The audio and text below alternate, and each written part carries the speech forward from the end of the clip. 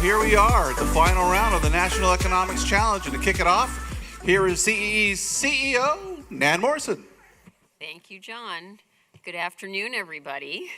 It is my honor and pleasure to welcome you all to the National Economics Quiz Bowl Championship rounds. For those of you who have just arrived, this morning our friends from China competed, and we named the winners in their two divisions. Right now we'll have the U.S. students competing, and then we'll have an international round. So thanks to all of you for being here, and congratulations to the student competitors, but a big thanks to the teachers, coaches, our judges who you'll meet in a bit, our volunteers, our CE team, and all of our partners, SKT, CNBC, and now, and our wonderful stage manager, Rick.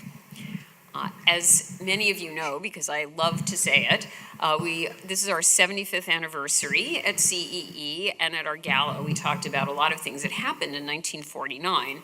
And I won't go through that list here because none of you really remember it. Some of us remember our parents talking about it, but I love to mention that junior mints were also born in 1949, and I love them, so I always talk about that. And if you go to the movies and eat junior mints, you should think about economics because we were all born at the same time.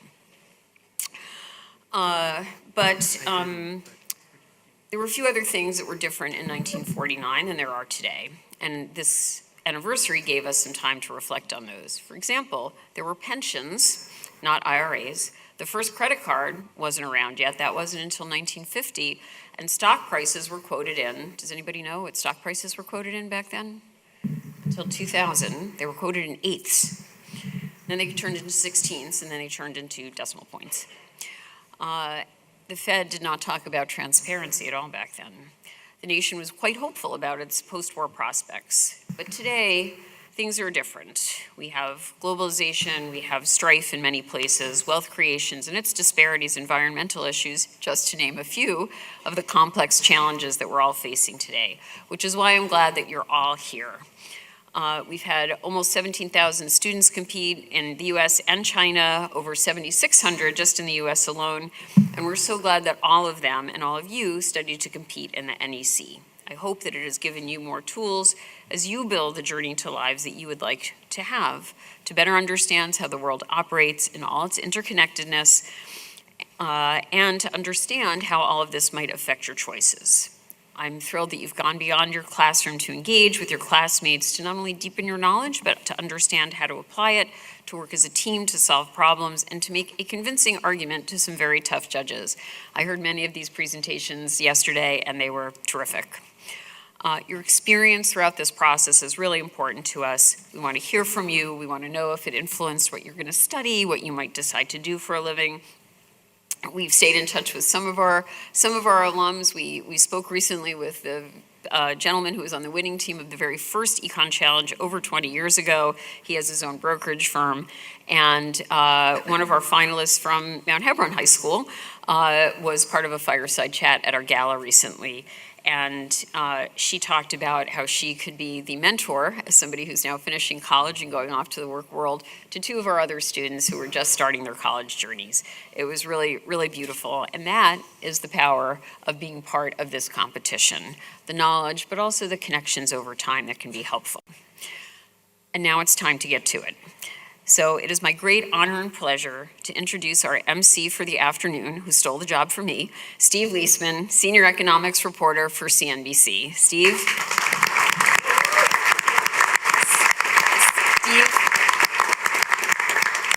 not only emceed our 75th gala this year, but he granted a special request from me and graced us with a rocking start with some of his amazing musicians, although not the whole band. No. And thanks for bringing the whole crew from CNBC with you. We really appreciate all of you being here. Pleasure. Thanks, Dan. We actually started a new band for you, Nan. We called it Steve Liesman and the New Equilibrium. It's true. It's true. So it's a whole new band. Are we ready to do this now, Chris? Is that what we're going to do? There might be something I've got to read here. Great to introduce the judges. I'm going to introduce the judges, but apparently this is... We also have a video that the teams made of introducing Are you missing themselves. your script, Steve? Well, now I can't seem to find where I was supposed to come to here. Hold on a second. Here we go. Okay. Nan welcomed me. That's the line right there. Okay. Thank you, Nan. I'm honored to be here and thrilled to be part of the National Economics Challenge. I think this is my 10th one, but who is counting, okay? We had over 7,600 students across the country. They've already completed a series of competitions and critical thinking round. Now, just 4 teams remain in each division, competing for the national title of national champion.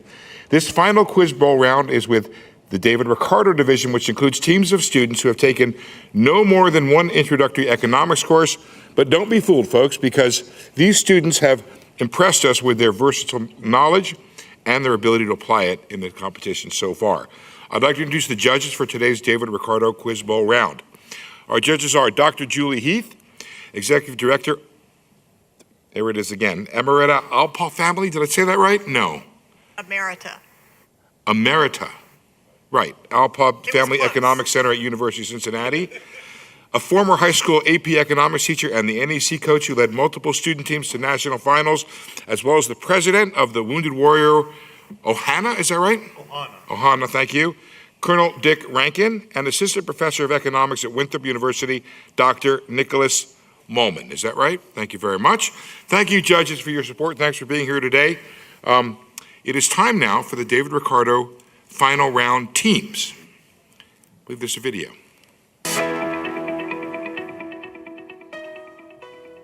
In the realm where markets sway, economics, the game we play, supply and demand dancing hand in hand as currencies rise and fall, a shifting sand.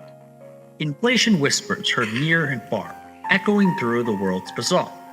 Stocks and bonds, a financial choir, sing a melody of wealth's desire. Amidst the graphs and economic charts lies the beating heart of all human hearts. With every transaction and every rule lies the story of Mount Hebron High School. Where minds are molded, futures set, and halls where dreams and ideas are met. Though economies may rise and fall, here, knowledge reigns standing tall. So let us celebrate with pride and grace, the spirit of learning in every place. For in the end, no matter the rule, we are Mount Hebron High School. Hi, my name is Armand Gardner, and I'm in 10th grade. I'm interested in the intersection between business, economics, and public policy. Hi, my name is Shivam Gupta, and I'm interested in the connection between economics and computer science. Hey, my name is Balaskanda Shivanandam, and I'm in 9th grade. I'm really passionate about economics because of the relationship between innovations in engineering and also the corresponding effects in economics.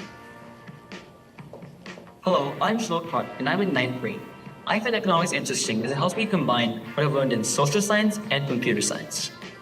This is Lambert Economics. Hello, I'm Joseph, and I'm a freshman. And I joined econ team because I like using math to understand how the economy works. Hi, I'm Alexi, and I joined econ because I wanted to figure out what EBITDA meant when my dad said it. Hey, I'm Chayo. I joined econ team because I was wondering, what do an economist and a plumber have in common? Oh, they both handle gross domestic products. Hi, I'm Winnie. I'm a sophomore, and I joined econ team to work here at this place. And we're proud to be representing Hunter College High School at the National Economics Challenge. Thank you. I'm Alex, and I love studying the economy because it fascinates me how people's decisions can create something as complex as our modern economy. Hi, I'm Justin, and I study econ because the econ moves the world around.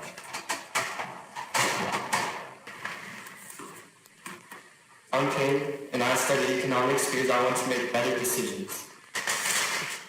My name is Toluwani Adebayo, and I'm a Nigerian student at Cranbrook Kingswood. And I study economics because coming from an economically disadvantaged country, I've always wanted to figure out how to solve the problems I've found about me. We are Cranbrook Kingswood. Aim high. Okay, now it is time for the final round of the 24th Annual National Economics Challenge, the David Ricardo Division. We have with us the first final team, Cranbrook Kingswood Upper School. Second final team, Hunter College High School. Third is Lambert High School. And fourth is Mount Hebron High School.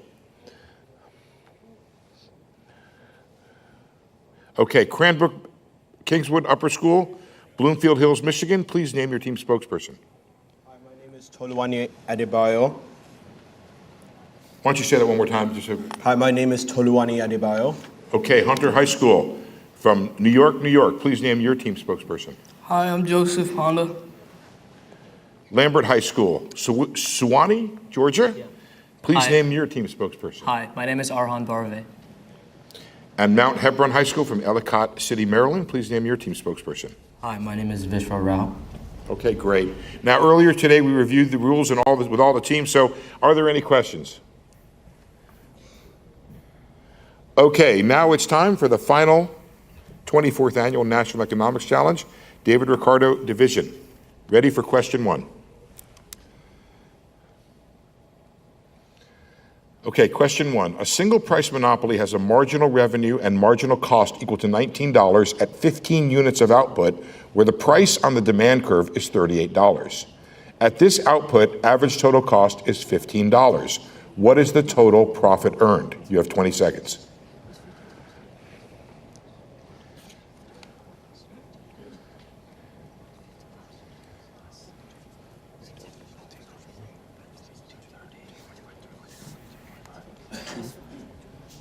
Five seconds.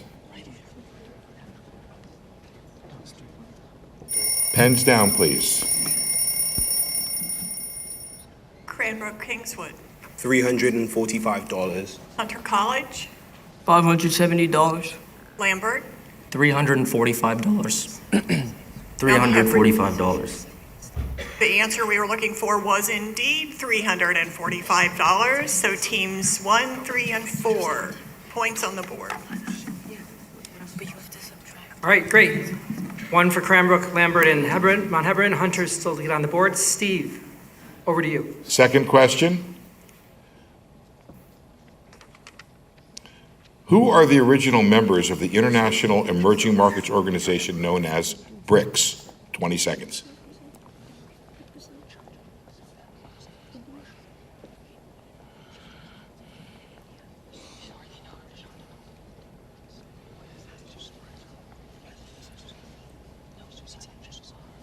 Five seconds. And pens down, please. Cranbrook Kingswood. Brazil, India, China, South Africa, and Russia. Thank you. Hunter College. South Africa, Brazil, China, Russia, and India. Thank you. Lambert. Brazil, Russia, India, China, and South Africa. And Mount Hebron. Brazil, Russia, India, China, and South Africa. Ran the board. Everyone's correct. Okay, 2-2-2 for Cranbrook, Lambert, and Mount Hebron. 1 for Hunter on the board. Steve, over to you. Okay, question 3 is, if a country's wheat fields experience flooding while at the same time more people choose to eliminate carbs from their diets, what will happen to the price and quantity of wheat? 20 seconds.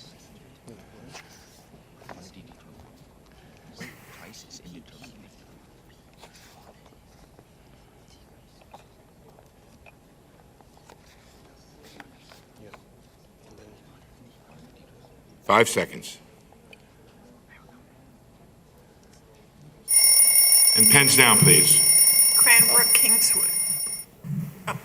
The price is indeterminate and the quantity decreases. Thank you. Hunter College. Price is indeterminate and quantity decreases. Lambert. Quantity decreases and price is indeterminate. And finally, Mount Hebron. Price is indeterminate and quantity decreases. 1 more for everyone. All right, well done. All right, 3-3-3-2. On to the next question, Steve. Over to you. Question 4, thank you, Chris. If a quantity demanded of eggs decreases by 10% when consumer incomes increase by 20%, eggs are what type of good and what is true about their income elasticity? 20 seconds.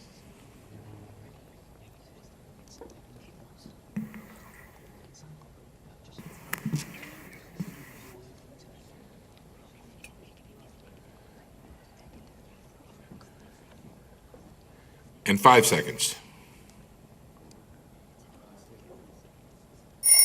Time's up, pens down. Cranbrook Kingswood, your answer, please. Eggs are an inferior good and income elasticity is -1/2. Thank you. Hunter College. Eggs are an inferior good and the income elasticity is -1/2. Thank you. Lambert. Eggs are an inferior good and income elasticity of demand is -1/2. Thank you. Mount Hebron. Eggs are an inferior good and income elasticity is negative. Just one moment, please. Keep your boards up. Yep. Keep your boards up. Try to hold them nice and high and straight for TV as well.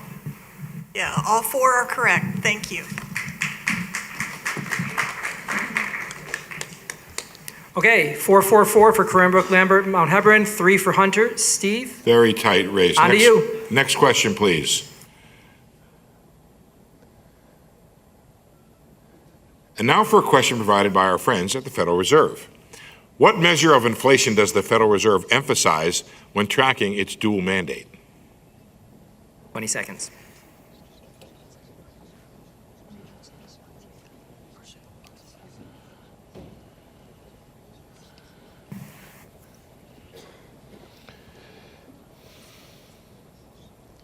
Five seconds. Okay, pens down, boards up.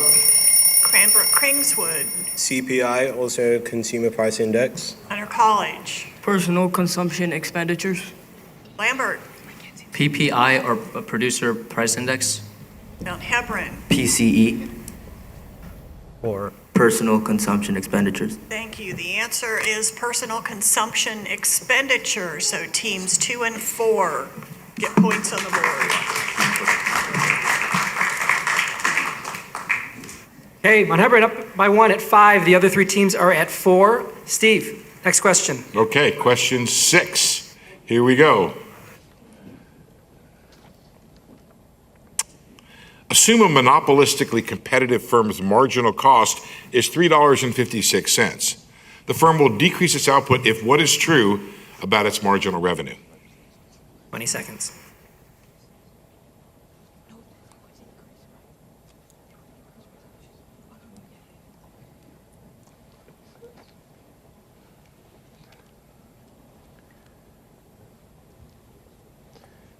Five seconds. Time's up, pens down, boards up. Cranbrook, Kingswood. Marginal revenue is less than $3.56. Hunter College. Marginal revenue is less than $3.56. Lambert. If marginal revenue is less than MC, which is $3.56. Marginal revenue is less than $3.56. Ran the table again. All correct. All right, great. You guys are doing great. Do I have a second here, Chris, before we go on to the next question? When I was a baseball coach, I made kids step out of the batter's box and smile. So let's all have a little bit of fun here, guys, okay? I know this is intense. I know we all want to win, but it should be just a little bit of fun. Wait, what's that team over? Are you guys smiling?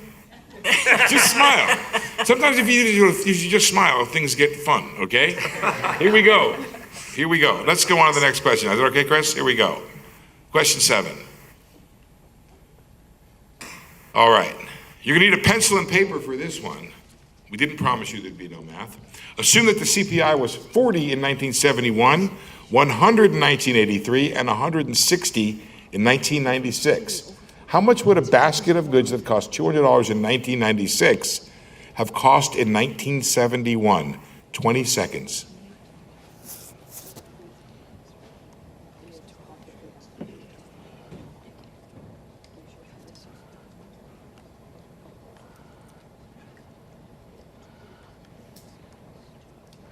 Five seconds.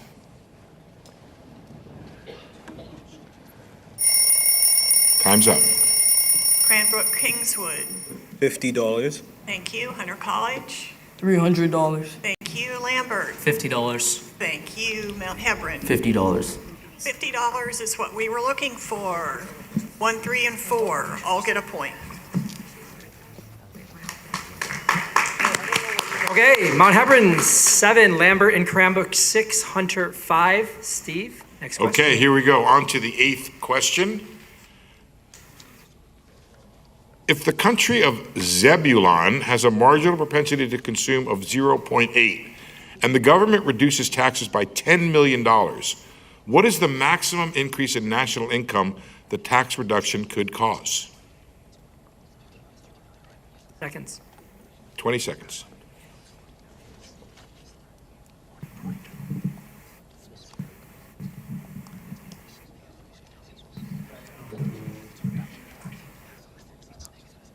Five seconds. And time is up. Cranbrook, A $40 million increase. Hunter College, It will increase by $40 million. Lambert. $40 million. $40 million. All are correct again. Nice. Okay, Mount Hebron 8, Lambert and Cranbrook 7, Hunter 6. Steve, over to you. Thank you, Chris. Question 9. In uncertain economic times, some people decide to increase their holdings of cash. If a large number of people choose this option, what will be the effect on nominal interest rates and the equilibrium quantity of money? 20 seconds.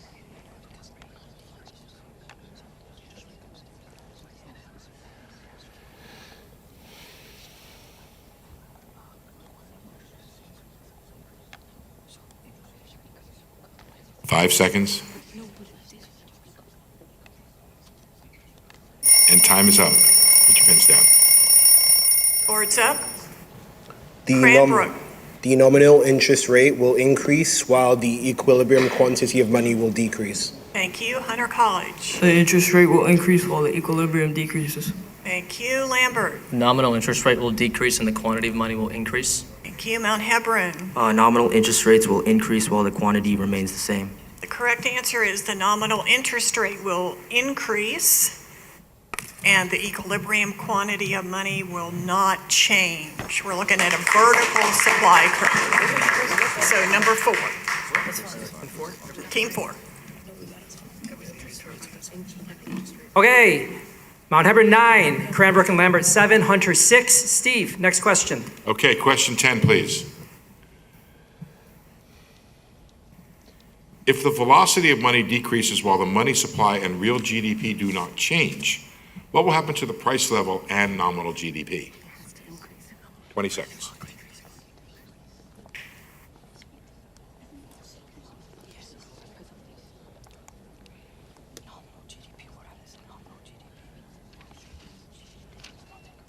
And 5 seconds. Time's up. Board's up. Board's up. Hunter. Hunter. The price level will decrease and the nominal GDP will decrease too. Hunter. The price level will decrease and the nominal GDP will decrease. Thank you. Lambert. The price level will decrease and the nominal GDP will also decrease. Thank you. Both price level and nominal GDP will decrease. Thank you. Everyone is correct. Nice. I would like to remind all the teams that when the timer goes off, pens down, boards up. Thank you, Steve. And one other thing, Cranbrook, just we want to make good television as well. So if you could hold your board a little bit that way. Thank you. And the score is Mount Hebron 10, Cranbrook and Lambert 8, Hunter 7. And we're on to the next question, Steve. Question 11, please. Assume that the market for textbooks is perfectly competitive and at equilibrium. If the government imposes an effective price ceiling, what will happen to the price charged, the quantity produced, and the quantity sold? 20 seconds.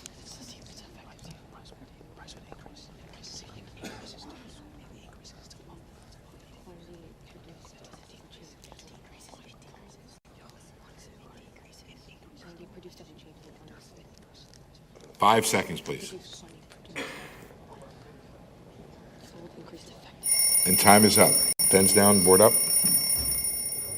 Okay, Cranbrook. They will all decrease. Thank you, Hunter. Price will decrease. There will be no change in quantity produced and the quantity sold will increase. Thank you, Lambert. The price will increase and the quantity produced and sold will decrease. Thank you, Mount Hebron. Price will decrease, quantity produced will decrease, and quantity sold will also decrease. The correct answer is all 3 of those variables will decrease. So 1 and 4 are correct. Are you the answer you have to just share? Okay, Mount Hebron 11, Cranbrook 9, Lambert 8, Hunter 7. On to question 12. We have another question, I believe, from our friends at the Federal Reserve. Here we go. The question is that when a governor is appointed to serve for one term as the chair or vice chair of the Federal Reserve's Board of Governors, how many years is in the term? 20 seconds.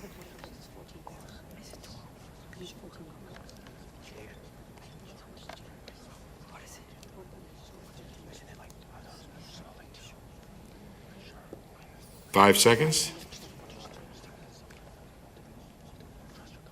And time is up. Cranbrook. 14 years. Thank you. Hunter. 14 years. Lambert. 4 years. 1 year. The correct answer is 4 years. Lambert gets that answer correct. That's a tricky one. Nice job, Lambert. Okay, Mount Hebron still in the lead at 11. Lambert and Cranbrook both at 9, Hunter at 7. On to question 13. Question 13. And the question is, if a monopolistically competitive firm is suffering an economic loss in the short run, what will happen to the firm's price, demand, and marginal revenue in the long run, assuming the firm stays in the industry? 20 seconds.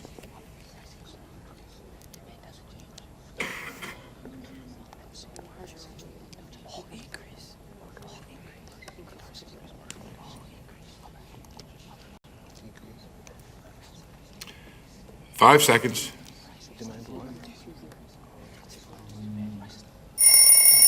Time is up. Pens down, boards up. Cranbrook. Okay. The price will increase, the demand will stay the same, and the marginal revenue will increase. Hunter College. All will increase. Thank you. Lambert. Price will increase, demand will not change, and marginal revenue will increase. Thank you. Mount Hebron. Price will increase, demand will increase, and marginal revenue will increase. The answer is all three of those will increase. So Hunter and Hebron gets points. Very good. Okay, Mount Hebron 12, Lambert and Cranbrook 9, Hunter at 8 now. Steve, over to the next question. Question 14 coming right up. If the government imposes a per unit tax on a good, what must be true if producers will bear more of the tax burden? 20 seconds.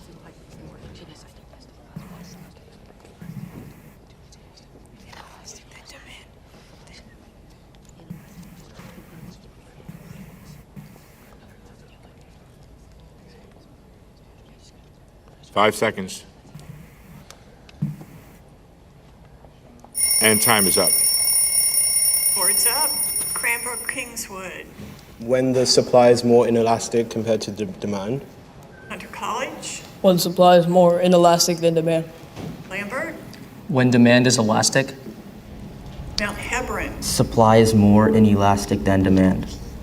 The correct answer is when supply is more inelastic than demand, or also we would accept demand is more elastic than supply, but we need to have that comparison. So as a result, points go to teams 1, 2, and 4.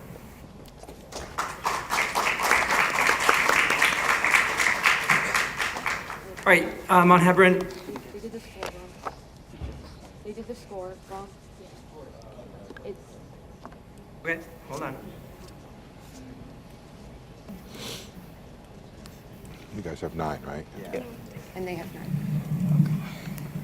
1, 2, and 4, I think you said, right? Okay, thank you for that.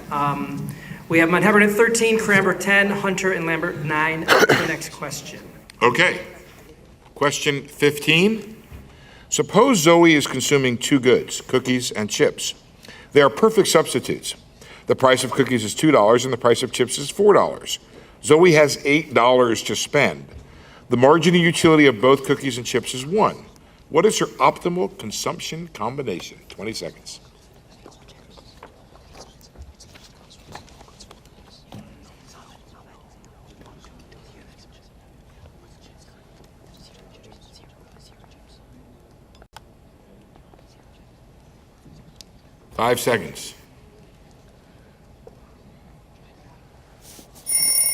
Time's up. Board's up. Board's up. Cranbrook Kingswood. 4 cookies. Thank you, Hunter. 4 cookies and 0 chips. Thank you, Lambert. 4 cookies, Mount Hebron. 2 cookies, and 1 chip. The correct answer is 4 cookies. Teams 1, 2, and 3. All right, Mount Hebron 13, Cranbrook 11, Hunter and, let me do that again. Mount Hebron 13, Cranbrook 11, Hunter and Lambert 10. Steve, next question. Still pretty tight. I think they like chips a little bit down there on the left, which I don't blame them, but then you need the water, and then you get into a real pickle on the optimal consumption thing if you have the water there. Okay, here we go. On to question 17, right? 16, sorry. 16. What change in income taxes would cause the Lorenz curve to shift inward? 20 seconds.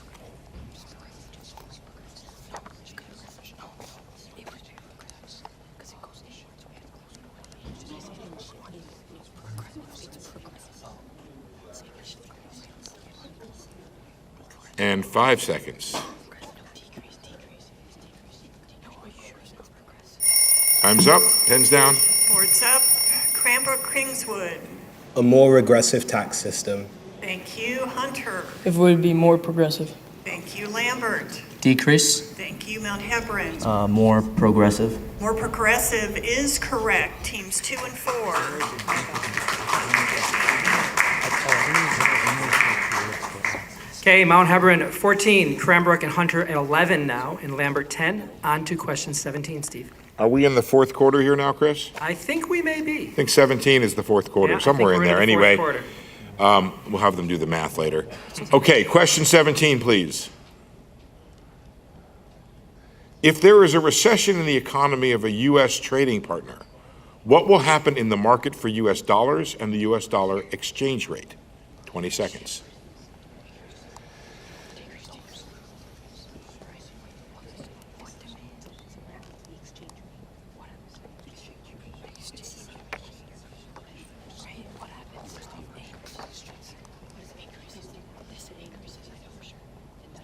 Five seconds. And time's up. Board's up. Hunter. Board's up. Okay. Cranbrook Kingswood. Demand would increase and the demand would increase and there would be an appreciation of the US dollar. Okay. Hunter College. US dollar will appreciate. And wait, you have to read the other part. The exchange rate's on there. Exchange rate increases. Okay. Thank you, Lambert. The demand for dollars increases and the exchange rate of dollars also increases. Thank you. The demand for dollar would decrease and the US dollar would depreciate.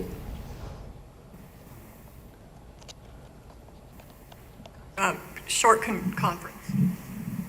Keep your boards up, thank you.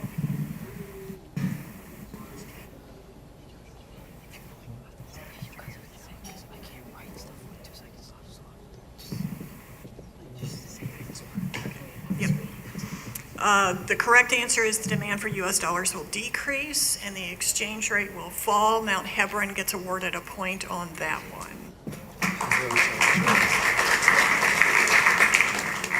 And with that, Mount Hebron 15, Cranbrook and Hunter 11, Lambert 10. Steve, on to question 18. Okay, question 18. The most recent Nobel Prize in economics was awarded to Claudia Golden. What is her area of study within economics? 20 seconds.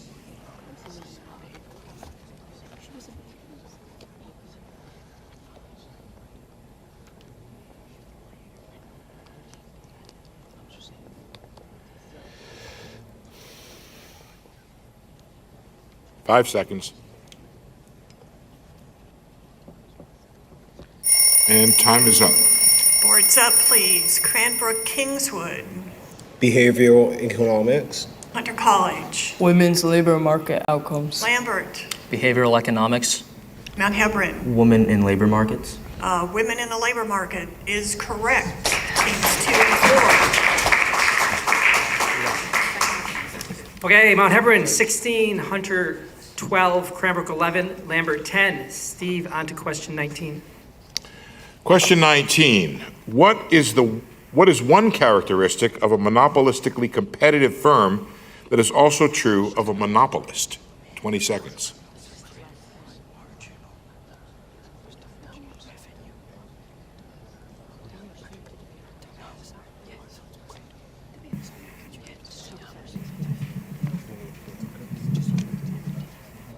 5 seconds. And time is up. Boards up, please. Cranbrook Kingswood. Unique demand curve. Thank you. Hunter College. Demand is greater than marginal revenue. Thank you. Lambert.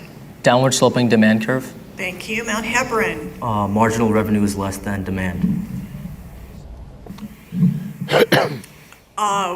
There could be a variety of answers for this. Downward sloping demand. Demand is greater than marginal revenue. Don't operate at the minimum of average total costs. Lots of different options. Given what you've presented, teams 2, 3, and 4 have correct answers. Okay, Mount Hebron 17, Hunter 13, Cranbrook and Lambert both 11. Steve, on to question 20.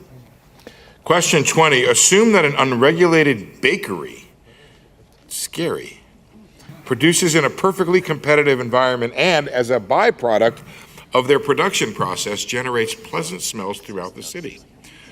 What is true about their level of production relative to the socially optimal level, and what market intervention would achieve the socially optimal level?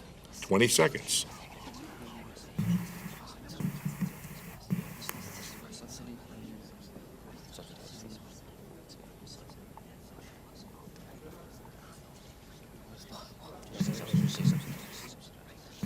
Five seconds.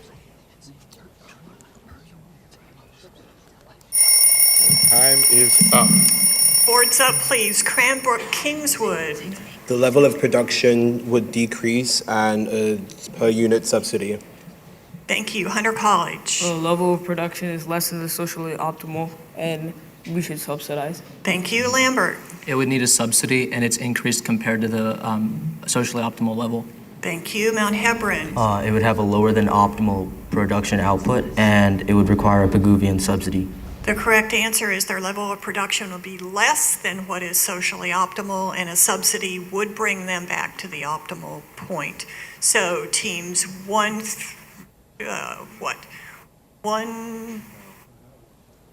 not 1? Judges will confer for a moment. Keep your boards up.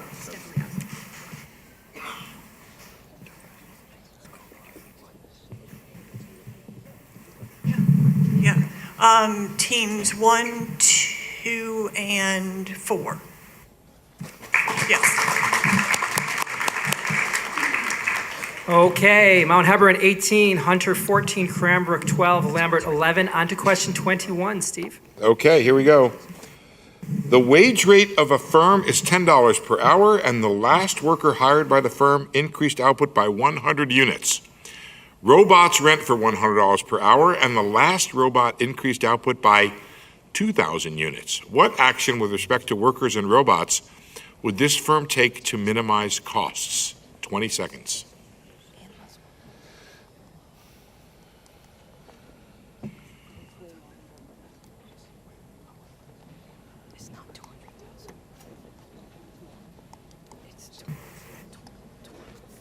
Five seconds left.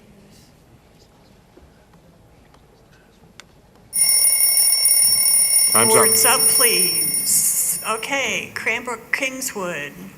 Buy more robots and hire less workers. Thank you. Hunter College. Use more robots and less workers.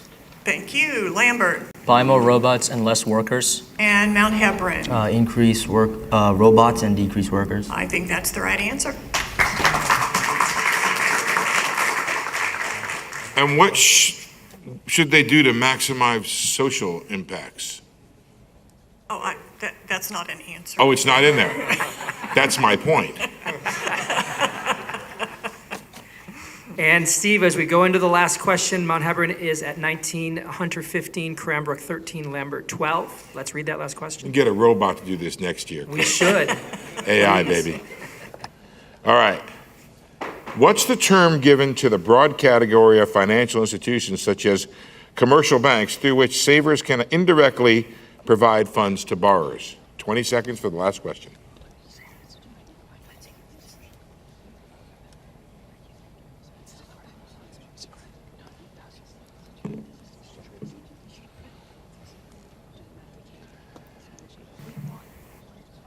5 seconds. And time is up. Boards up, please. Cranbrook. Bond banks. Thank you, Hunter College. Lending institutions. Lambert. Credit unions. Thank you, Mount Hebron. Saving institutions. And your thank you is Mr. Prime. Thank okay. you. The answer we were looking for was financial intermediaries, so we're not going to award any points to any team on this round, but I believe we have a winner. We do have a winner. Congratulations to Mount Hebron High School for this year's 2024 David Ricardo Division Championship.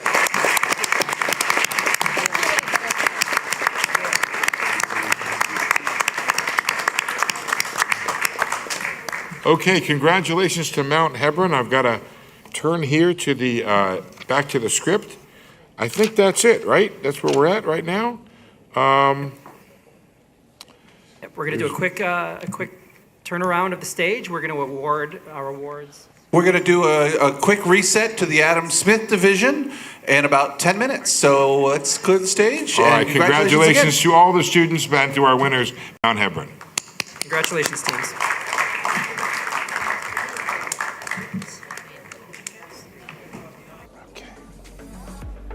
Nice job, guys. Congratulations.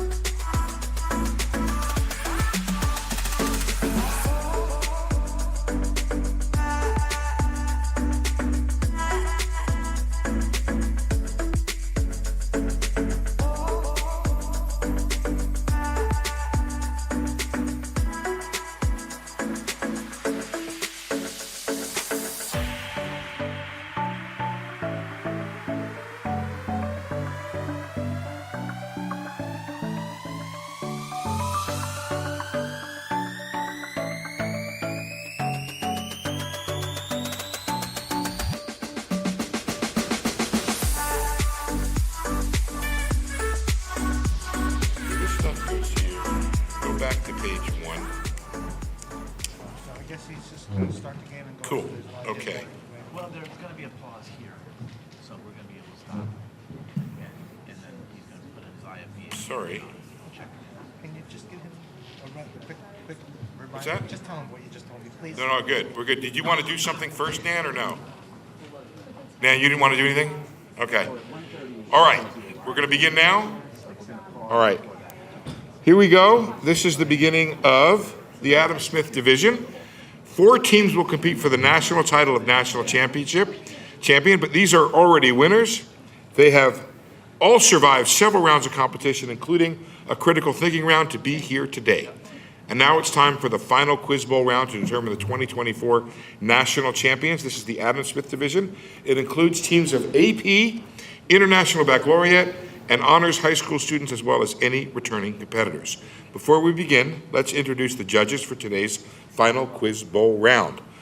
A former high school AP economics teacher and NEC coach who led multiple student teams to national finals, as well as the president of Wounded Warriors Ohana, Colonel Dick Rankin.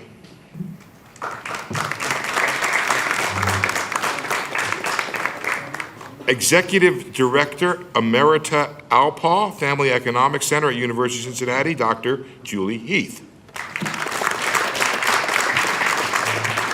And Assistant Professor of Economics at Winthrop University, Dr. Nicholas Moman. Thank you, judges, for your support and for being here today. Now it's time to meet our Adam Smith teams.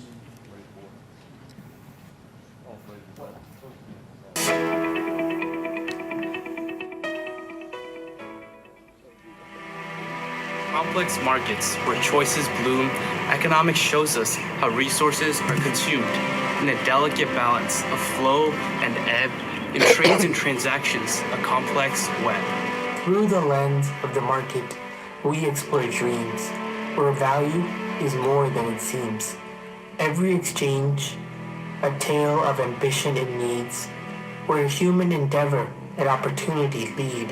From the insights of Keynes to the theories of Smith, we navigate paths through economic myths. Each idea a seed in the fertile ground, growing solutions where progress is found. In the study of choices, there's beauty so clear, in the patterns of trade and the finances sphere. With every concept and theory we weave, we capture the essence of what we achieve. We are Mount Hebron High School Economics. Hi, my name is Steven. I'm a junior from Princeton, New Jersey, and I like decreasing that Gini coefficient. Hi, I'm Today. I'm a junior from Short Hills, New Jersey, and I love minimizing negative externality.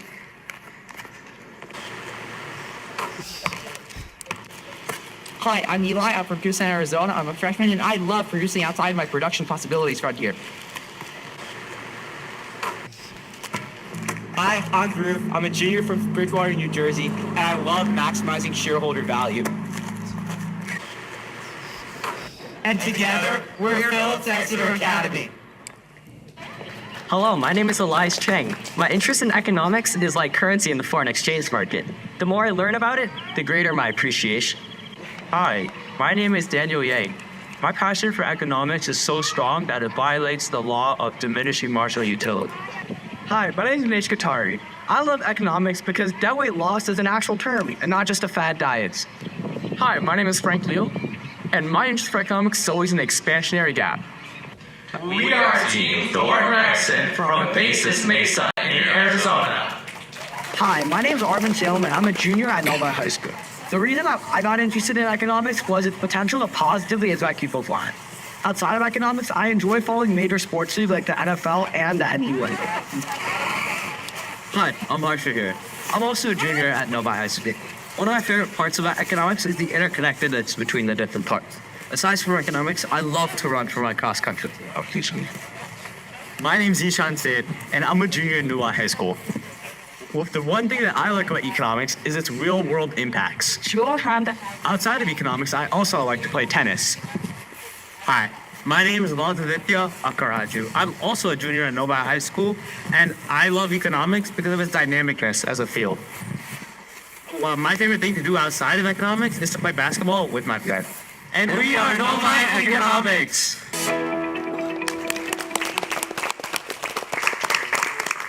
Okay, congratulations to all our finalists. All of the team members are here and can confer with each other, but only the team spokesperson will give the final answer the judges will consider. Okay, now we just heard the teams. We'll go over the teams one more time. First final team, Basis Mesa. Second final team, Mount Hebron High School. Third final team, Novi High School. And fourth, Phillips Exeter Academy. Okay, so let's go down and start on my right. Basis Mesa, Arizona. Who's your spokesperson? Hey, my name is Vinesh Katari. Okay, Mount Hebron High School from Ellicott City, Maryland. Your spokesperson. Hello, my name is Diego Salamanca Murphy.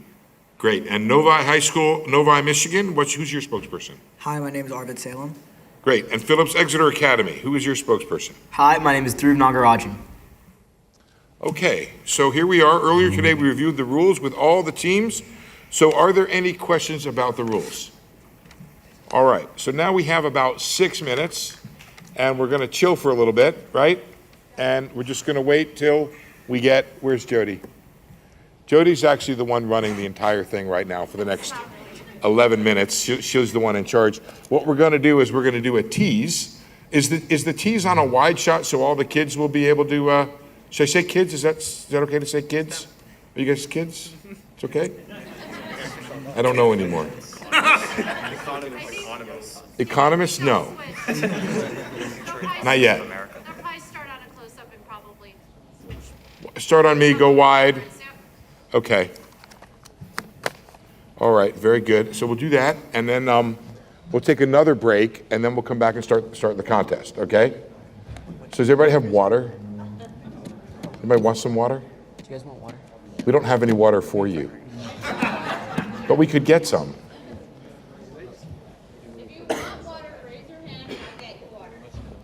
All right, I think that's good. I think that's good. We have 5 minutes here. Where are we keeping it though? That's cool. Yeah, keep it on the floor. The upper plate is Oh no, I actually look. it's fine. It's not that. Yeah. It's not that. Yeah. No, I'm lucky. You know something, you know it.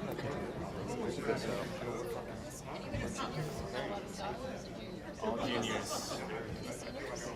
He's a senior. just one. Yeah. Going to Rice University. Just switch it. We'll tell them that we want it. And maybe don't make it. Just switch it to that. It's fine. Yeah, it's in some southern. Okay. Thank you so much. Yeah, he's not Diego. Some of their members are seniors. Oh wait, Yeah, us three are seniors. Oh, is it one person? Keep it one. Okay, so give it. Here. That's for you.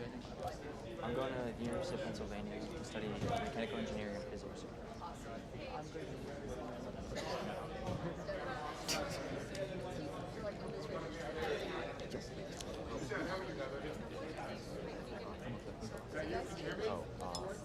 Oh, okay, all right, cool. We graduated a week. Yeah, on Thursday. I think my mic is on. It's green. I'll take some back. She does not hear me. Heather's not hearing me in transmission. Got me now? Cool. Yeah, we'll take it. I'll take 2 water bottles for our team. Nice. News update, and then there's a VOSOT, and then they'll continue. A VOSOT? Yeah, like a read on the From Kelly? That Kelly's going to read? Okay. All right. Okay. It's not a very long block. I got the music. Cool.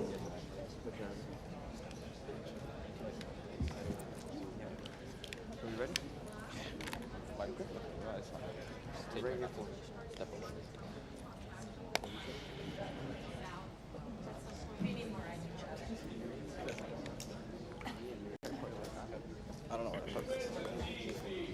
What's that? Thank you. I can hear that better than I can through the speakers. Too much rock and roll, I think, is my problem. You're shaking their head. The judges agree. The other thing is, once they come to you and you start doing questions, Yeah. probably just bow out without actually having you form back. That's fine. So just I'll you'll hear in my the ear that she's IFB, going and on. then you'll know Okay, exactly. am I tossing to break, or am I Yes. tossing to Kelly? No, you're tossing to break. Okay.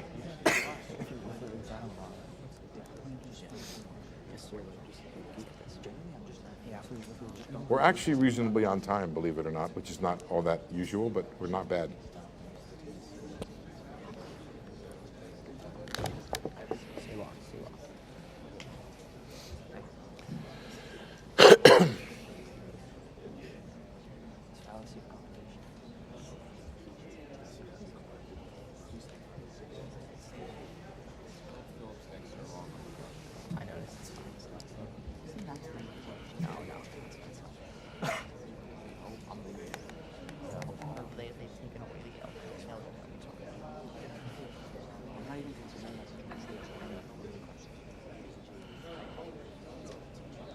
Make sure your right side look big. It's fine. A lot of work. But you stay on. Focus on what's important here. And you guys are going to do most of the graphic stuff. It's my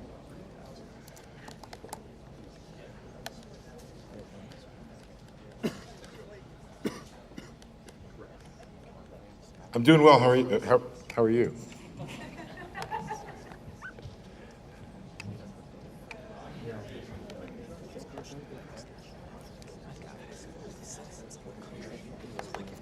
Got it. Okay, thanks. Okay.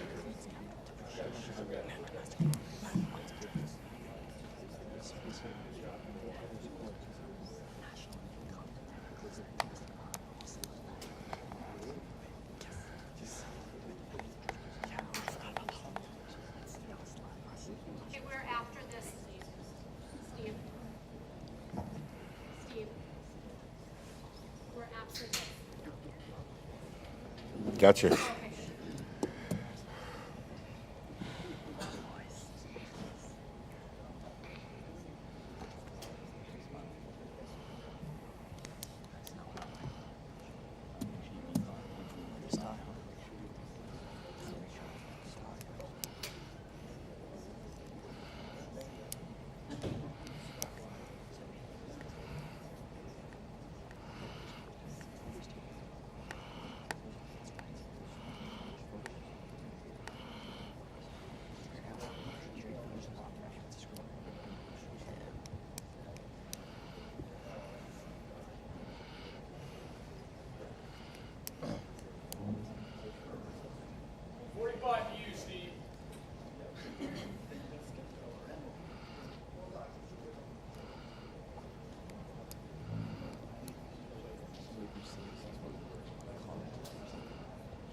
Yeah, like you know the breaks of the practice on it.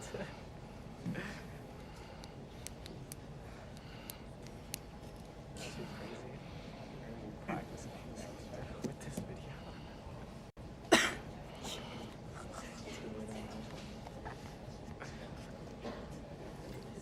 Economy? You might want to think again. Steve Liesman is back yet again as the quizmaster at the National Economics Challenge here in New York. Steve, tell us about it as you gear up there for the final round. Well, all I can tell you, Kelly, is you and I have had a chance to speak to a lot of smart people over the years together. You are just not going to believe how smart these kids are, and you're going to watch them compete in the advanced division, the Adam Smith division of the National Economic Challenge put on by the Council for Economic Education. Come back after the break and watch the best and the brightest compete to be the top economic high school minds in the country.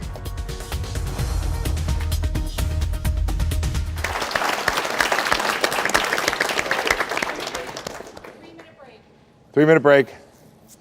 So 3 minutes, guys, is 3 television eternities. Okay, if you ever do a journalism class, or especially a radio class, you will learn how much ground you can cover in 20 seconds. It's really quite remarkable. You could tell, what, 3 stories in 20 seconds? You could tell 3 stories in 20 seconds. Okay, so here's what happened. Oh, you guys want to talk? Go ahead. Talk. Is there anything about the timing of the questions or the timer that you'd like to change? Or are you happy with that? No, I was happy. If I just remembered to say 20 seconds, I'd be fine. It's working okay.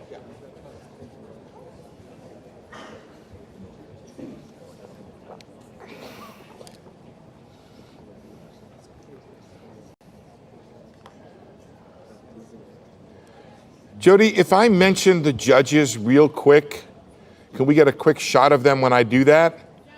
Is there enough light on them to? I'll show everybody. I showed them in the break, and I'll show them individually. You showed the judges too, Davey? You showed the judges too? I'll show the judges too if you introduce them. I'll show them. I'm not going to introduce them. I just want to say I want to thank the judges. You know, I don't have time to intro them, but. We're going to use a combination of both mics. So just keep. You want me to keep talking into this? Yeah. Okay. All right. Just as long as you're comfortable. 90 seconds back from the break.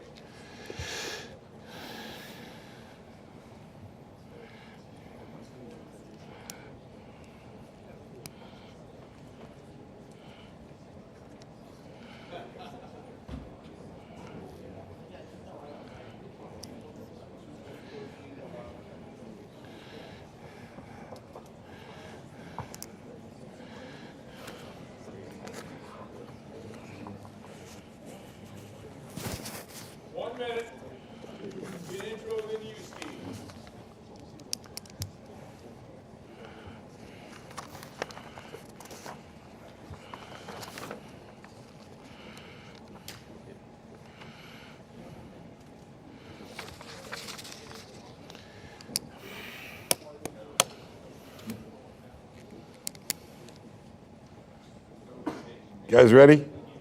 Curl your toes for 10 seconds tight. 9, 8, 7. Curl them tight. Curl them tight. Now relax. Now we're good to go. Now put a smile on your face. You'll be good. I didn't say judges curl your toes tight. You can curl your toes now. You're good. 10 seconds, Steve, to the animation, and then they'll introduce you. Thank you, Davey.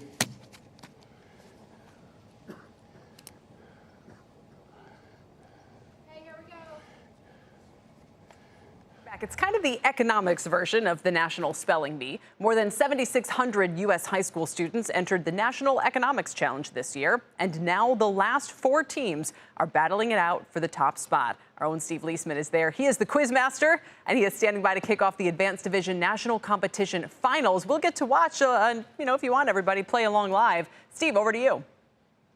Kelly, thanks so much. We're about to begin the Council for Economic Education's competition for the Adam Smith Division. That's the advanced division. These guys took AP courses, all kinds of stuff. High school kids are not just smart. I'm going to say they're like Einstein smart if Einstein had been smart enough to do economics. Ooh. So they're here. These are the teams left standing after a brutal series of eliminations rounds. We have Basis Mesa from Arizona, Mount Hebron High School from Maryland, Novi High School from Michigan, and Phillips Exeter Academy from New Hampshire. Big round of applause real quick. Here we go. All right, you guys are all winners, as are the ones in the audience for getting this far, but only one gets to take home the prize for what we call the Top Geek. Thanks to the judges, Dick, Julie, Nick, Chris, thank you so much for being the judges for this thing. We reviewed all the rules later. I think, Chris, are we ready to go? Let's do it. 2 thumbs up. Let's do it. Here we go. Question 1 of the Adam Smith Division. Here you go. Question 1 is, what domestic open market monetary policy should a central bank pursue if it wants to strengthen the value of the domestic currency on the foreign exchange market? 20 seconds.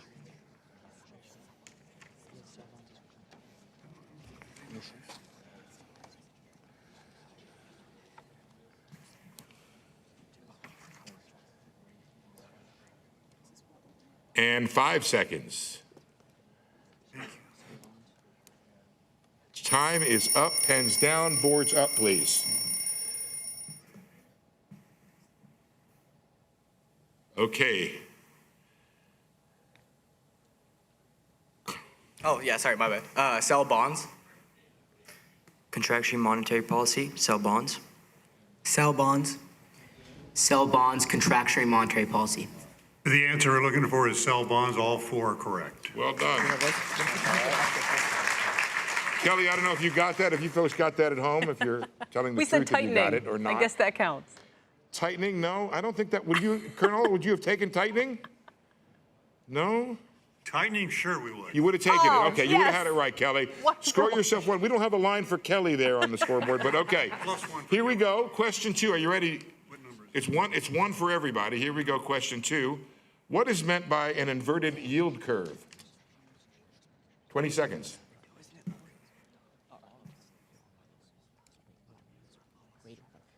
Okay.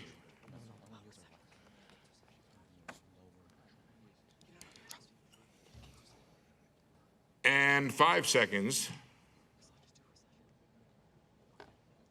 All right, put your pens down, boards up. Boards up. Basis. Answer basis. Long-term yields are lower than short-term yields, and this indicates a recession or recessionary gap. Mount Hebron. Impending recession. Yields decrease faster in the beginning of the short run. Recessionary expectations or long-run yields are lower than short-run yields. Just a moment, confer. Okay, the judges have to confer on this. Tricky. This is a debate in the whole Tricky market right one. now, Steve.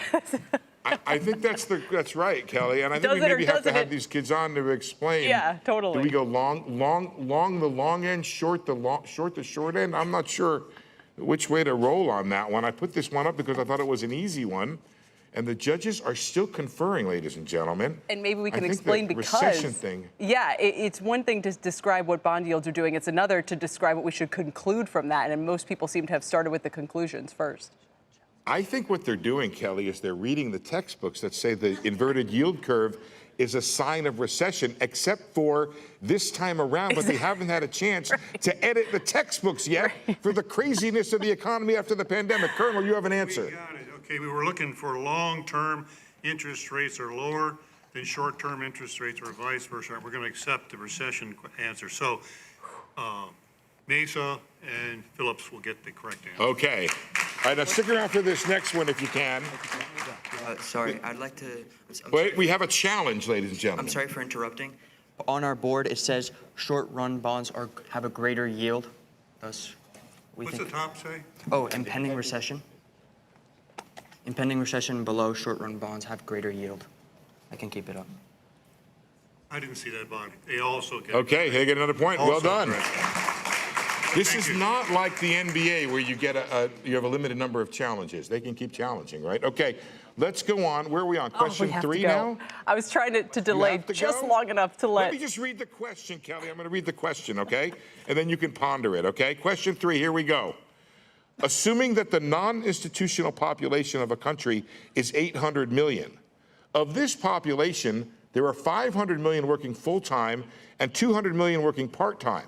There are 40 million who have given up looking for work. What is the labor force participation rate?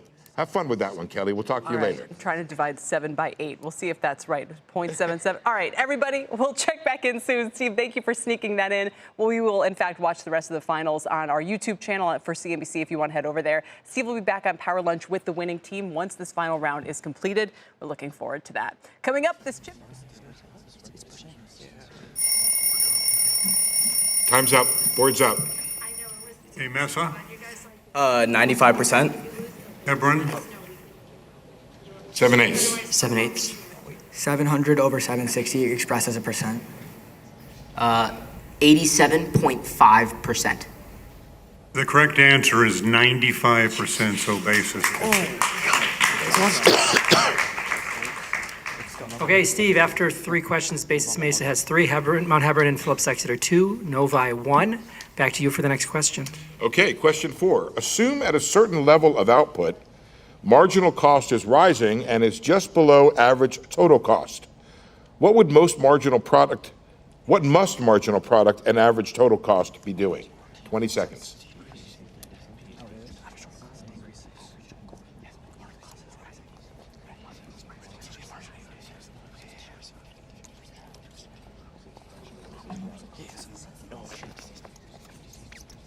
Five seconds. And time's up. Basis. Marginal product is decreasing and average total cost is also decreasing. Marginal product is decreasing and average total cost is also decreasing. Average total cost is decreasing and marginal product is increasing. Your board's up. Board's up, please. Marginal product and average total cost are both decreasing. We're looking for both falling or declining, and all four are correct. Okay, I'm sorry. great. I'm sorry. Board's up, board's up, board's up. I didn't see Keep that. your boards up. My bad. Yeah. Number 3 is 1, 2, and 4. 1, 2, and 4. Good point. Okay. Basis Mesa 4, Mount Hebron 3, Phillips Exeter 3, Novi 1. Steve, we can go on to question number 5. Question 5. What is the name of a hardware tool that economists use to describe a situation when prices tend to be sticky in the downward direction? 20 seconds.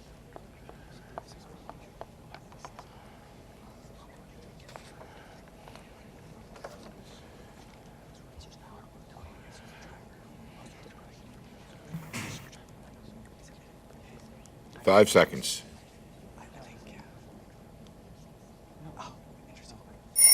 Time's up. Board's up, please. Board's up. Mesa. Screwdriver. Ratchet. Screwdriver. Ratchet? We're looking for a ratchet effect or a ratchet, so 2 and 4. Yes. 2 and 4 are correct. Okay, Mount Hebron and Phillips Exeter. I'm sorry, Basis, Mount Hebron and Phillips Exeter are all at 4, Novi at 1. On to question number 6. Okay. If the Japanese yen is trading at a surplus, what will happen to the quantity demanded of the U.S. dollar as the yen adjusts to its equilibrium? You have 20 seconds.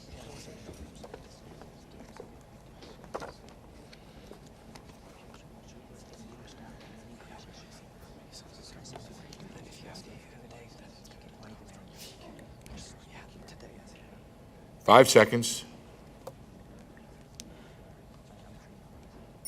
And time's up. Board's up, please. Mesa. Quantity demanded for the dollar decreases. Quantity demanded for the dollar decreases. Quantity demanded for the dollar decreases. Quantity demanded for the U.S. dollar decreases. We're looking for quantity demanded and decrease. All correct. Great. Okay, Basis, Mount Hebron and Phillips Exeter are all 5, Novi 2. Over to you, Steve, for question 7. Question 7. And now for a question provided to us by our friends at the Federal Reserve. Economic information submitted by the Federal Reserve Bank directors and other sources is shared with the public in a report commonly known as what? 20 seconds.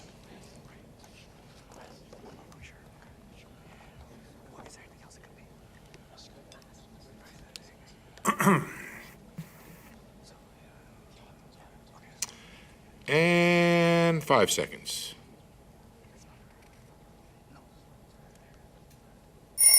Time is up. Board's up. Okay, Besa. Beige book. Beige book. Beige book. The Beige Book. All 4 correct.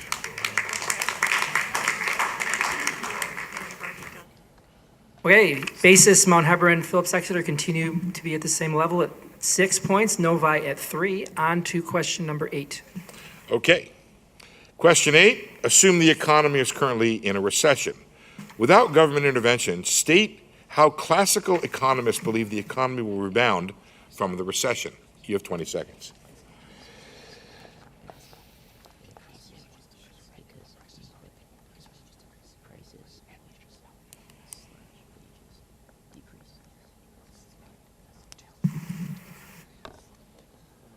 Five seconds left. And time is up. Board's up. Basis. Wages are flexible in the long run, therefore wages will fall, shifting short-run aggregate supply to the right to long-run aggregate supply. Upper. Short-run aggregate supply will shift to the right. Aggregate supply increases. Short-run aggregate supply will increase because input prices and wages will fall. All 4 correct. We were looking for lower wages and prices will shift the aggregate supply curve to the right, or we accepted aggregate supply curve to the right. Very nice. Very nice, everybody. We're on a little run here. That's a good one. Everybody now just take a quick breath here. Good to breathe, right? Relax. Let's have some fun. Okay, here we go. We're heading into not quite the second half, but we're close. Let's go to the next question. Question 9, please. For both perfect and monopolistic competition, price will be equal to what value in the long run? 20 seconds.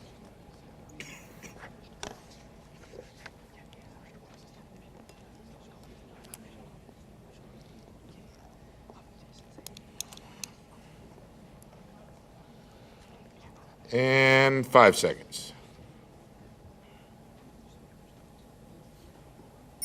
And time is up. Board's up. Basis. Price is equal to average total cost, normal profit. Keep it up. Average total cost.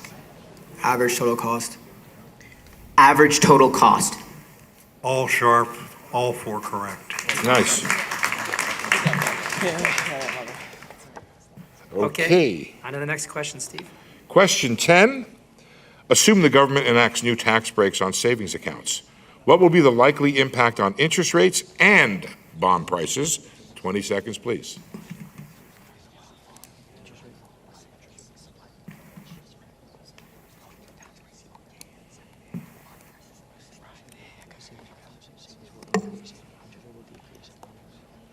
Five seconds.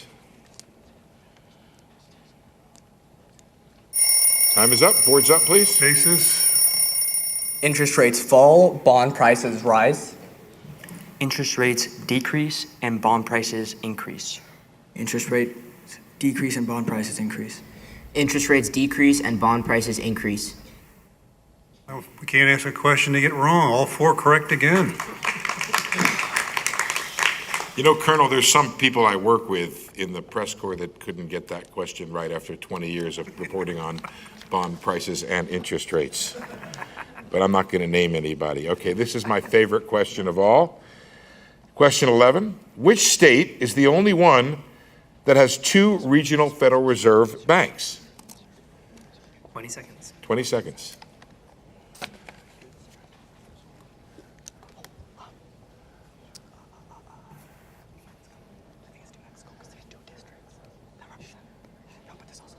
And 5 seconds.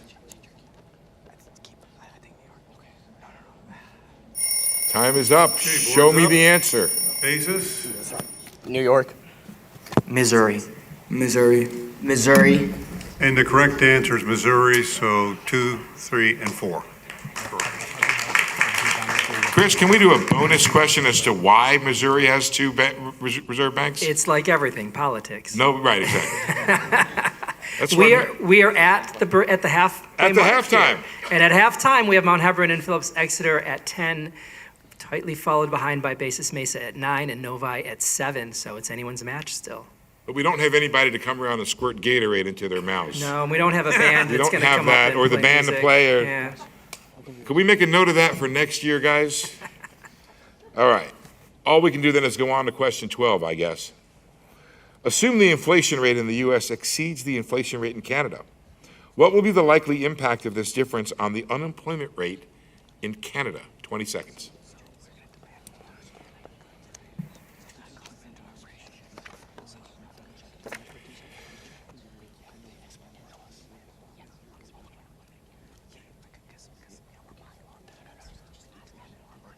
Five seconds. 5 seconds.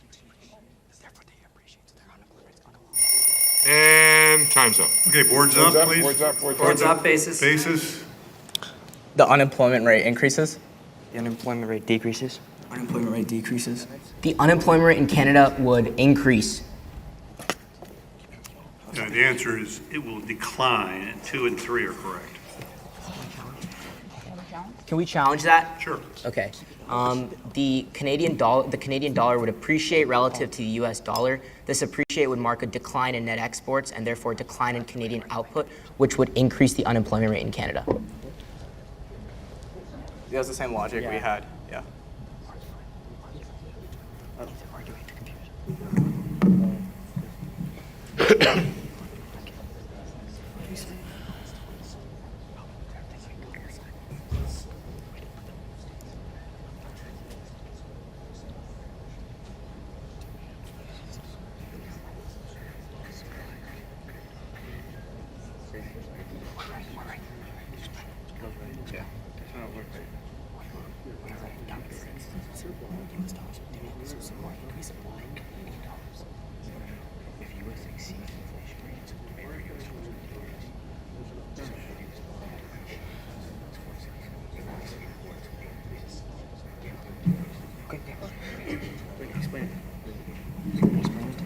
without making a big assumption, this is fairly simple.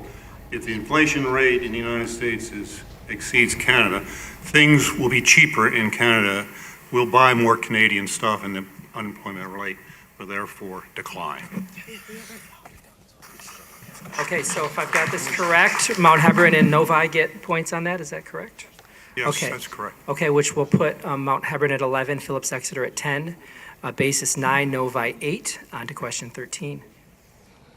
Okay, on to question 13. If the State Regulatory Commission directs a natural monopoly to charge a price equal to marginal cost, how will this policy affect the economic profit of the natural monopoly? 20 seconds.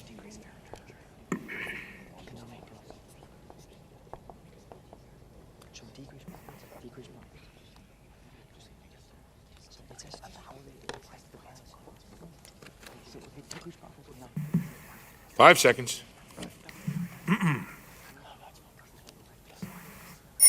Time is up. Board's up, please, guys. Board's up, please.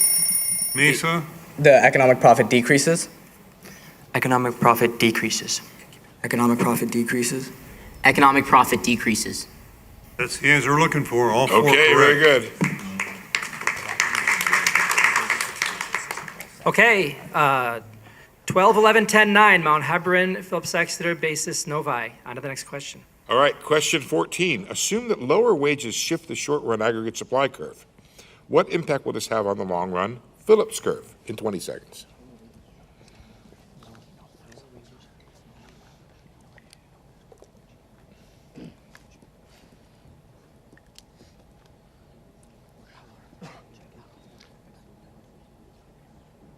Five seconds.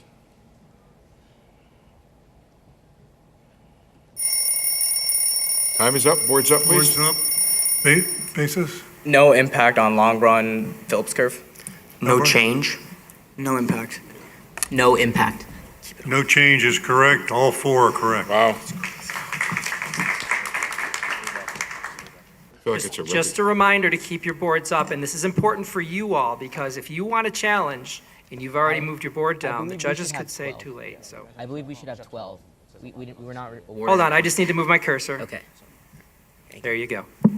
Just again, a reminder, keep your boards up, because if you want to challenge and you've put your board down, the judges could say, sorry, it's too late, so. Very close. And keep them, and put them up immediately when the time is up as well, okay? We're good with the score, everybody? It was there, I just didn't hit enter. So, 13, 12, 11, 10, Mount Hebron, Phillips Exeter, Basis, Novi. On to you, Steve. Okay, we're going on to question 15 now. Another question from our friends at the Federal Reserve.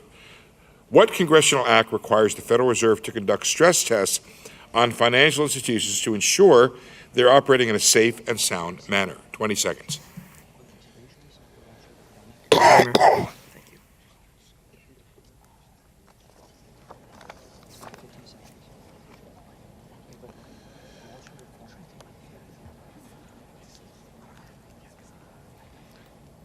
5 seconds. And time is up. Board's up, please. Board is up. Basis? Banking Act of 1935. Board. Banking Act of 1935.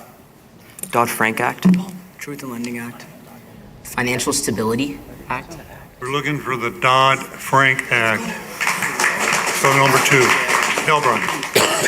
Just Mount Hebron, correct? Mount Hebron. Just Mount Hebron, okay. Mount Hebron 14, Phillips Exeter 12, Basis Mesa 11, Novi 10. On to you, Steve, for the next question. Okay, on to question 16. Assume the United States business purchases computer software from a firm in China. How will this transaction be recorded in the U.S. International Balance of Payments? 20 seconds.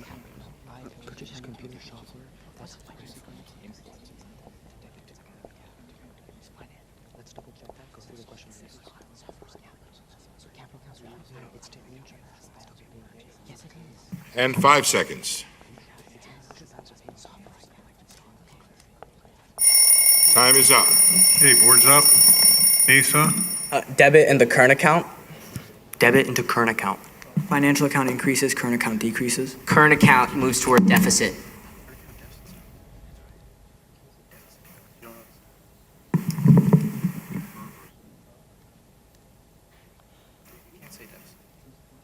Current deficit. Current account deficit.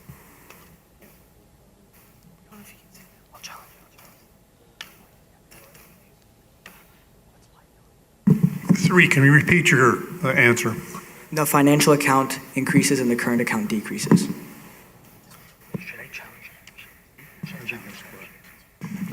They're all a little different, but they're all correct. Okay. Chris, can I share a little piece of trivia with you for a second? Sure. So every July or August and February or March, every 2 years, there will be a debit to the service import in the national accounts when my parent company, Comcast, pays for the Olympics. It'll be $1 billion thing, and it looks like this when you look at the current account deficit every 2 years for the summer and the Winter Olympics. And if you want to look at that for fun, you may do so. But I'm going to put it on TV in July or August. Okay. Here we go. Where are we at, Chris? We are moving into question 17. That's the fourth quarter. We're in the fourth quarter. That's the fourth quarter. Here we go. According to the Fisher equation of exchange, if an increase in the money supply results in no change in GDP, then what must be true?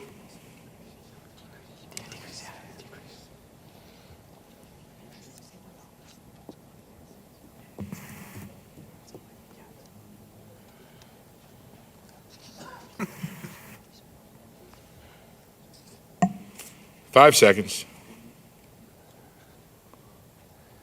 And time is up. Please put your boards up. Boards up. Basis, please. Velocity of money decreases. Velocity of money decreases. Velocity of money decreases. Velocity of money decreases. Sir, that's the answer we're looking for. Oh, wow. Perfect.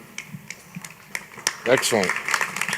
Okay, as we go into question 18, Mount Hebron has 16, Phillips Exeter 14, Basis Mesa 13, Novi 12. Still a very tight match. Very tight. Here we go. Question 18. Externalities in markets can be solved without government intervention, according to what theorem?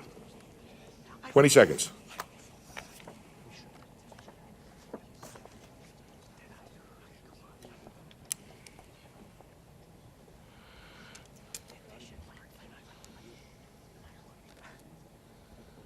Five seconds.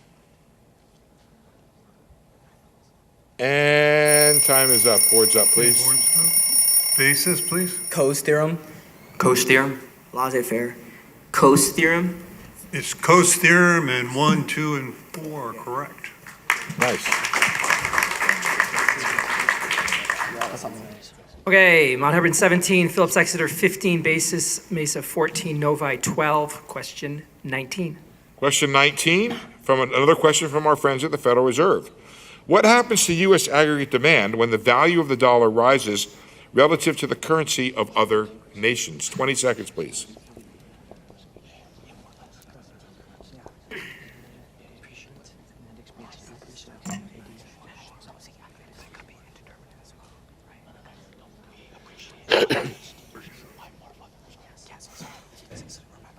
Five seconds. Time's up. Boards up, please. Boards up, please. Basis. Aggregate demand decreases. Hebron. Aggregate demand decreases. Aggregate demand decreases. Aggregate demand shifts left or decreases. We accept all 4 answers. Nice. Quite remarkable. Number of everybody getting those right. Just a few where a couple didn't get them all. All right, Chris. On to you, Steve. Let's do question 20. Question 20. What is the name of a financial contract whereby the buyer makes periodic payments to the seller and in return receives a payoff if an underlying financial instrument fails or defaults? 20 seconds.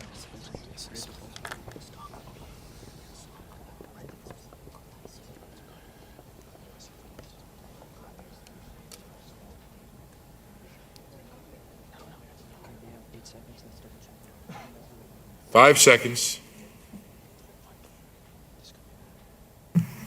And time is up. Boards up, Asa. Amortization. Collateralized default swap. Installment loan.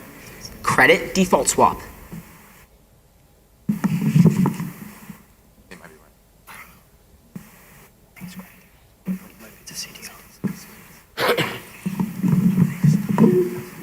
Okay, we're looking for credit default swap as a specific answer, so Phillips Academy. We got it. Good work. Okay, we are going into, I would say this is the 2-minute warning, Steve?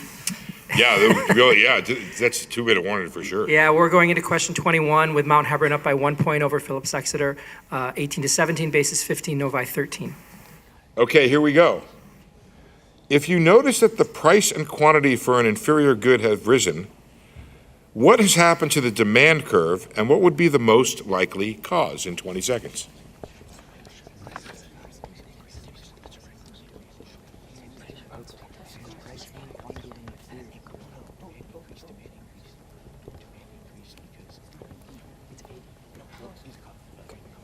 In 5 seconds. Time is up. Board's up. Demand shifts to the right and income decreases. Demand increases and incomes have decreased. Demand increases, income decreases. Demand must have shifted to the right, and this was because of a decrease in consumer income. I thought that was a complicated question. All 4 correct. Wow. All right. Okay, we're going to go to our last question with Mount Hebron up by 1. Mount Hebron 19, Phillips Exeter 18, basis Mesa 16, Novi 14. Question 22 will Question determine 22. if we need to go to tiebreakers. Assume the Federal Reserve requirement is 20%. If the Federal Reserve buys $50 billion in bonds on the open market, by how much will the reserve position of a member bank change? 20 seconds. Member banks, plural. Member banks, yes. Thank you.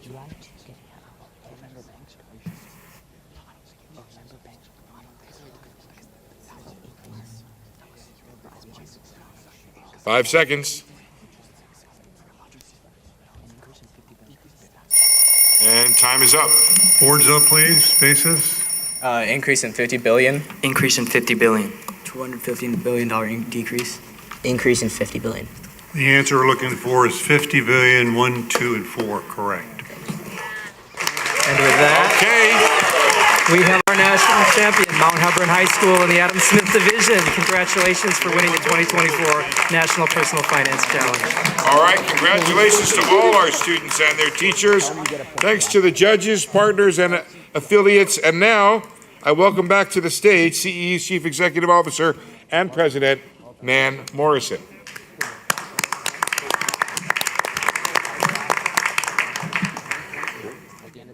We did what we could. We executed. I think it was good work. Okay. All right. You want me to stand up here for the award cell? Okay. If everybody could get set, we're going to be doing our awards presentation here in just a moment. So let's get everybody lined up and ready to go. Get your water bottle. All right, so what are we going to do now? Thank you.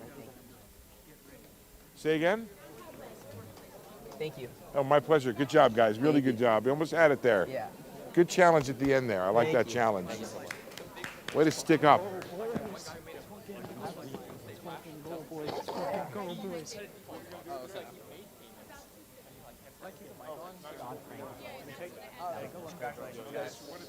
So you guys going seriously?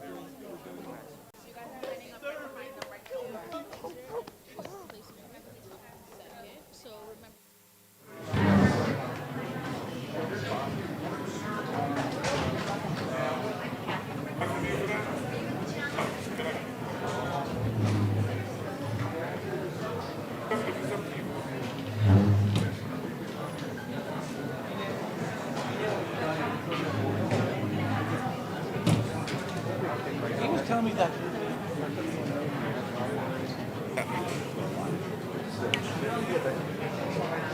All right, I want to keep these kind of secret. I don't know exactly what to do with them.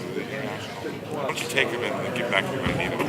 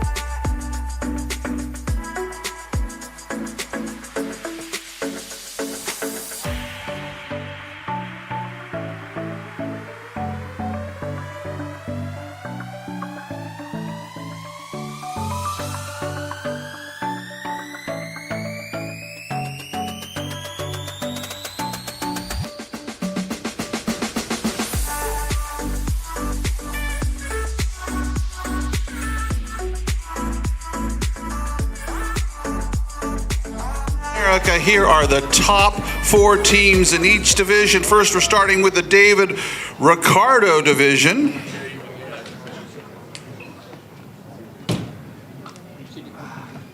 Please come to the stage.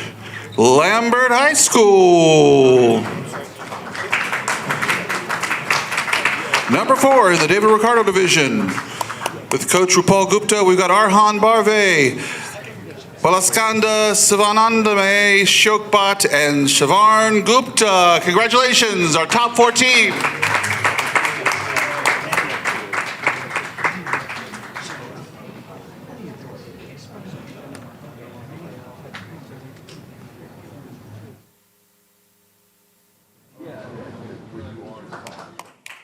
Okay, we're on Cranbrook now, okay.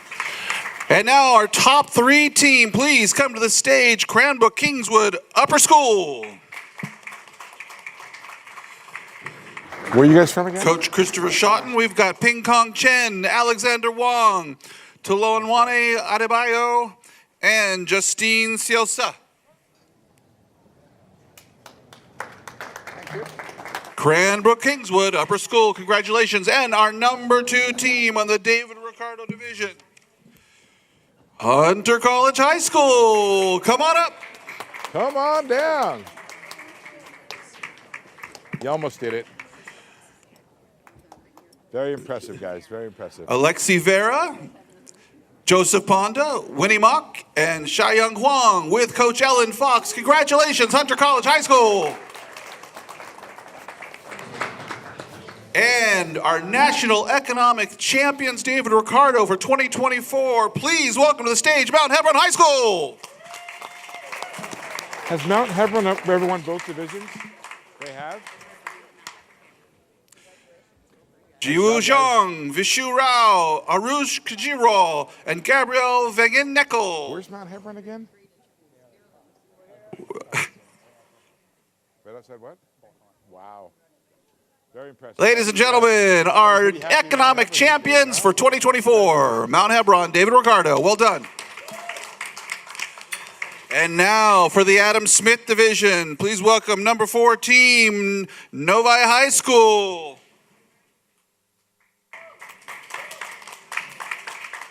Arvind Salem,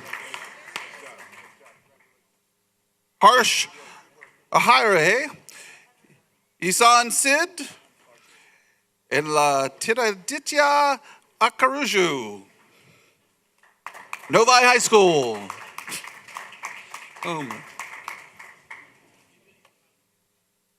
Number 3 team, Basis Mesa from Arizona. Come on up. Daniel Yang, Vinesh Katari, Frank Liu, and Elias Chang with Coach Greg Darson.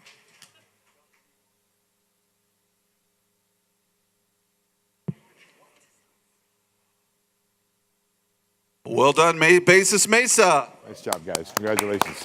And our second place team for the National Economic Challenge, Adam Smith, Phillips Exeter Academy.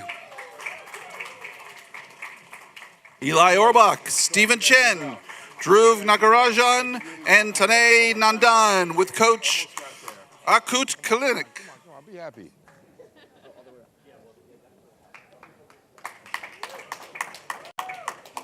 Right on, guys. Congrats. Congratulations, Phillips Exeter, number 2. And our national economic champions for 2024, yet again, Mount Hebron High School.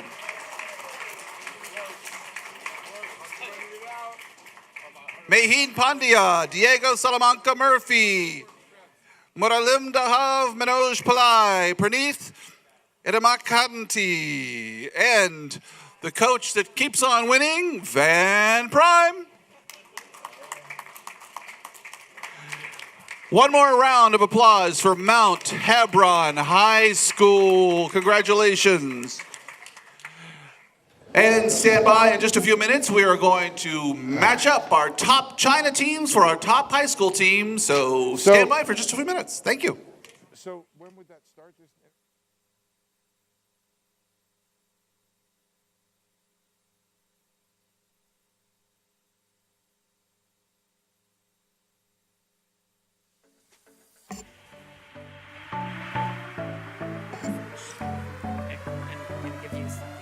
Yes. Okay.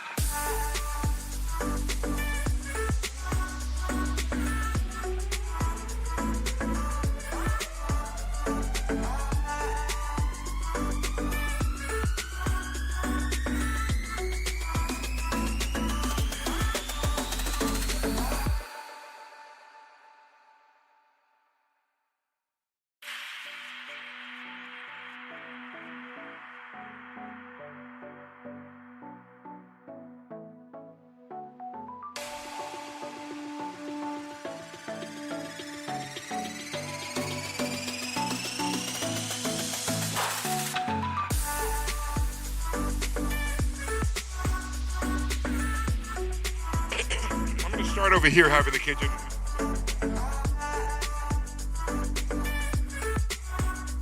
Mike and Chuck, 1, 2, 3, 4, 5, 6, 7, 8, 9, 10. What's your question? No, I'm gonna. Yeah, just name for now. Okay. Maybe your favorite economist. Okay. I got you. You got me? Okay, I'm assuming you got me.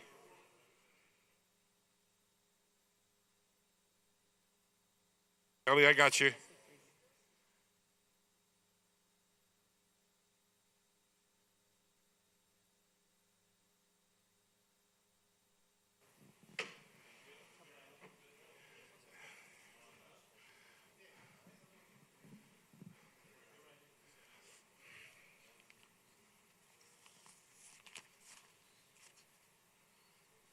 One, two, three, four, five. How much time is this segment?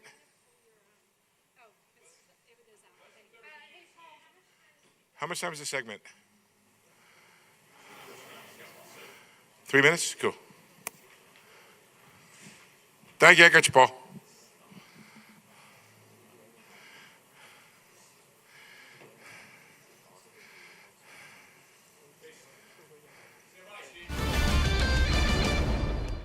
All right, now let's get back to the National Economics Challenge. Earlier on the exchange, we dipped into the questions, and now we have a winner. Let's bring in Steve Liesman. Hi, Steve. Hey, Tyler, thanks very much. Yes, we have a winner not only in the top division, but in the second division. We have Mount Hebron from Ellicott, Maryland. This is their 9th win overall over the years here. Let me introduce the winners to you. Give us your name and your favorite economist. Hi, my name is Mehin Pandya. My favorite economist is Milton Friedman. All right, hold on to that thought. We'll come back to that. Hi, my name is Diego Salamanca Murphy, and my favorite economist is Daniel Kahneman. Nice. Not economist, really. Is he a behavioral psychologist? That's okay, cool. Hello, my name is Nandu Manoj Pillai. My favorite economist is Hayek. Ooh, that's a good one. Hi, my name is Praneeth Armakanti, and my favorite economist is Dave Ricardo. Nice, Dave Ricardo. Okay, so here's a question. This is your 9th win at Mount Hebron. What exactly would you say is in the water in Ellicott, Maryland? I think it's a lot of with our teacher. He really supports us, and he's very educated in this topic, Right. and it really helps us to learn and become better. What's in the water in Maryland? I mean, I gotta say, like, our school's been doing it for a while, and, you know, our success only really started around, I'd say, 2016, and that's because of the generational amount of, you know, input and work that we've been putting into the program, so. One thing I heard is that the older students teach the younger students. That's right. Okay, let's move on. NVIDIA, buy or sell? I'm gonna say short. Why? No, I'm just saying, but actually, you know what? I'll say buy. Fed going to cut this year? Sorry? Is the Fed going to cut this year? Yes. Why? Because it needs to. Why does it need to? Because unemployment is going to start increasing. How come? I'm just envisioning that as the future. Is the Fed restrictive right now, would you say? I'd say it's pretty restrictive. It's being really careful about its, you know, decisions, but I want my shares to go up, so the Fed should do some real cuts. They should cut rates so your shares go up. Now, are you learning about the aggregate good at Mount Hebron or just your own personal self-interest? Personal self-interest. What's the neutral rate?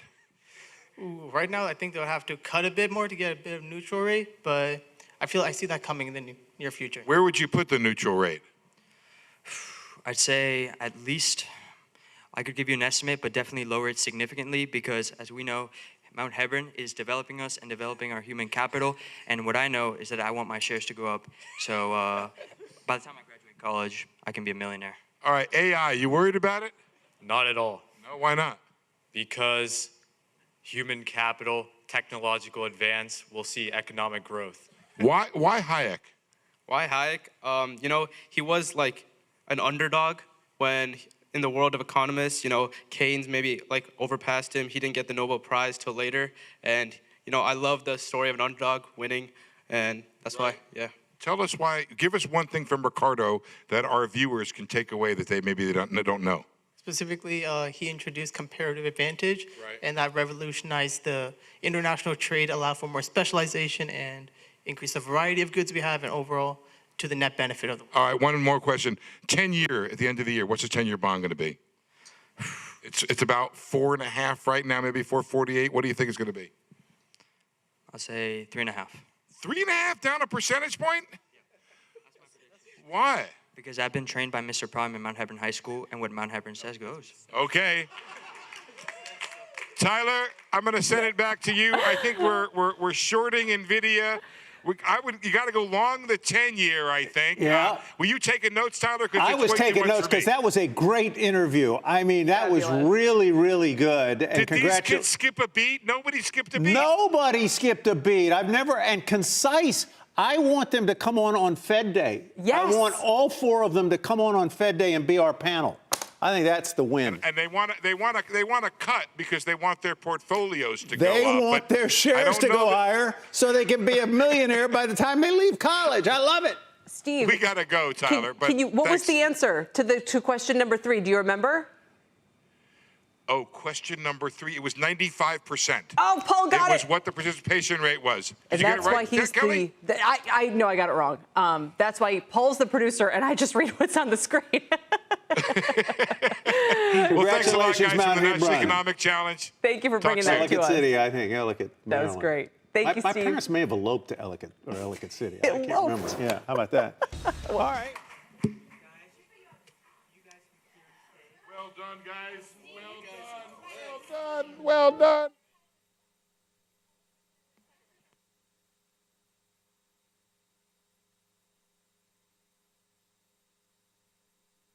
If I didn't think you knew your shit, I wouldn't embarrass you guys. I knew we'll lift you up to do more and better than you did.